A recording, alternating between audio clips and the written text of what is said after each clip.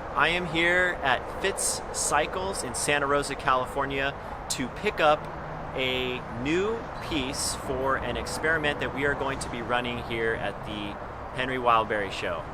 Now, I know all of you have already watched the hour-and-a-half long discussion that I had a few months ago with Omar where we talked all about brakes. So I'm not going to rehash any of that, but for those of you who did miss that, we'll put a card up here for you to go check it out. But today we have something interesting that we are going to do. So let's head in and let's check it out.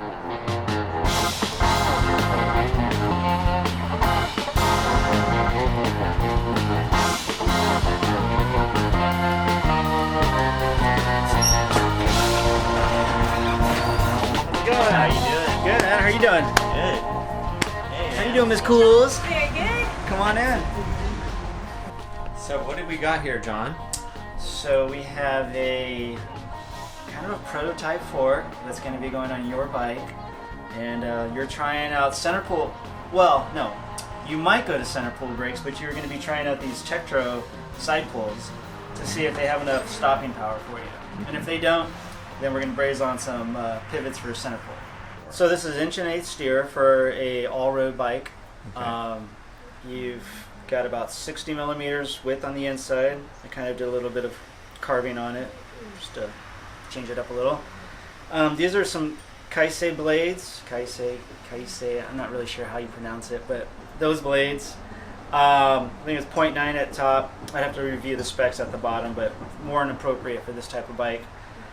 And Paragon straight slot dropouts. And they're either not making these anymore or they haven't been available for a really long time. So it's the last of my stash Really? of these. Yeah. Okay. Yeah, Cool. and we got 390 axle to crown length and 50 millimeters of rake. Mhm. And this is a Reynolds lightweight steer tube too. So this is sort of the same fork. Do you think this is the length about the same, or is this one a little longer? No, it's the same. Is it? That's why I was like going for the 390 number, Uh-huh. because I knew it worked and fit everything, you know. Okay. These are the Rene Hurst Oracle Ridge 700 by 48s, Okay, so 44.6. something like that. Let's Okay. just round it up.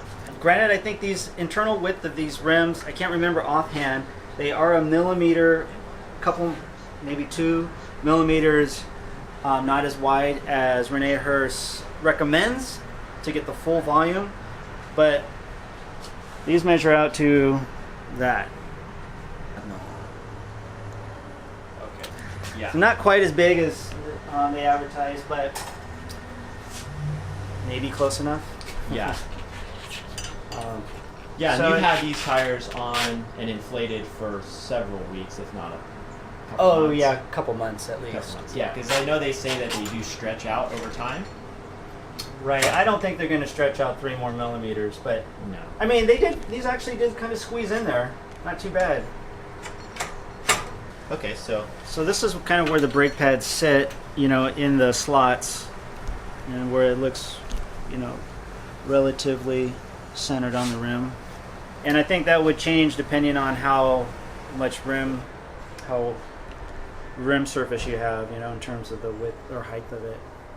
yeah, and we were trying to get the pads where they would be sort of centered to give more leverage or give a little more leverage on the braking. But to do that with this size tire, there wasn't enough. I mean, the clearance would just be really, really tight. It'd be really tight, and it would make it so that this fork would have to be dedicated to these brakes, and we want to leave room for opting out to center pulls, Right. in which case they wouldn't have worked with the center pulls we want to use. Yeah. So this experiment is, in a way, really looking at if this is good as it is, if it's good with it all the way in the bottom, that means it would only be better with it towards the center of the slot. Right, if we made a shorter fork. Yeah. And as you can see, you know, we got about you know, about 15 millimeters of clearance up top, and then let me find a knob. Yeah, maybe a little 9 millimeters on the side clearance. If you really wanted to push it, you could probably get, you know, shrink the fork blades by 5 millimeters, and that might, you know, put these in the slots a little bit better, but it's going to mess up putting center pulls on if we want to go that route. Yeah. Because if you look at mine, these are up towards the top of the slots for a 390 fork.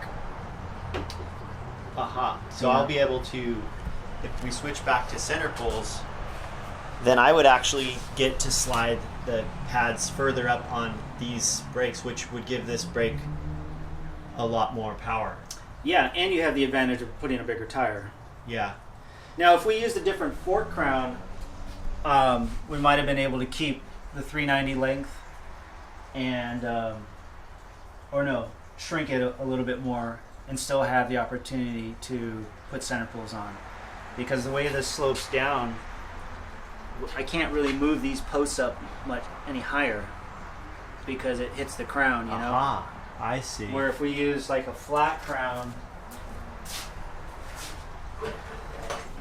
you know, it doesn't slope as much.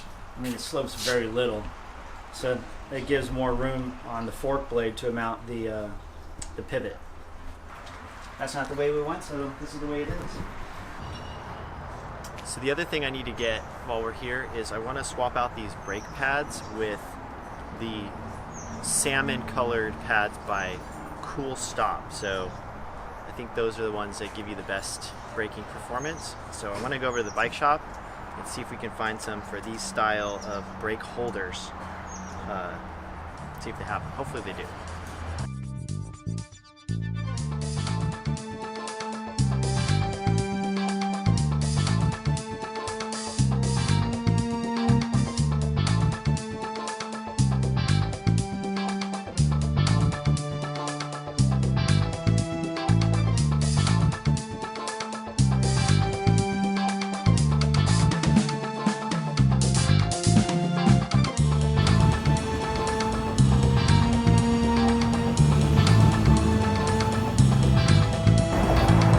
Okay, so that bike shop did not have the brake pads that I need. So they sent us down a few blocks down to the other store they have, which they called in advance for us, so we know they're there, and they do have some Cool Stop salmon brake pads in stock.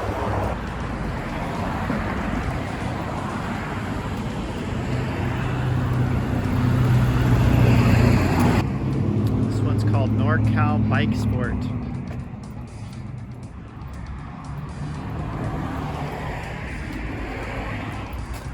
They specialize in specialized bikes.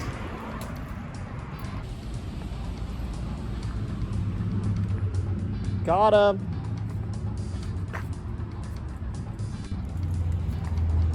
You know what? They got ahead of you. They stole your name and made brake pads. Do they pay you royalties for every time someone buys these pads? Haven't seen any yet. Cool Stop. These are Cool Stop brake pads.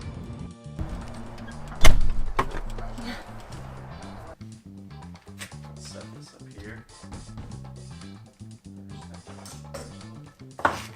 Alrighty, so the bike I have planned for this experiment is this Fitz Cycles road bike, and the reason I'm using this bike is because it has a similar head tube length to the bike that I will be building specifically for this fork. But for now, just so I can run this experiment, I'm going to swap out this fork with the steel fork here. This has the same diameter steer tube. This is a 1 1/8 inch straight steer. This is not tapered, so I'm able to mount this fork into this bike frame. A couple things I have to be careful though is I don't want to cut this steer too short, because this is not going to be the fork for this bike. This bike is just being used for this brake experiment so we can get a sense of how well these brakes work before we make a commitment to building a whole bike around these kind of brakes.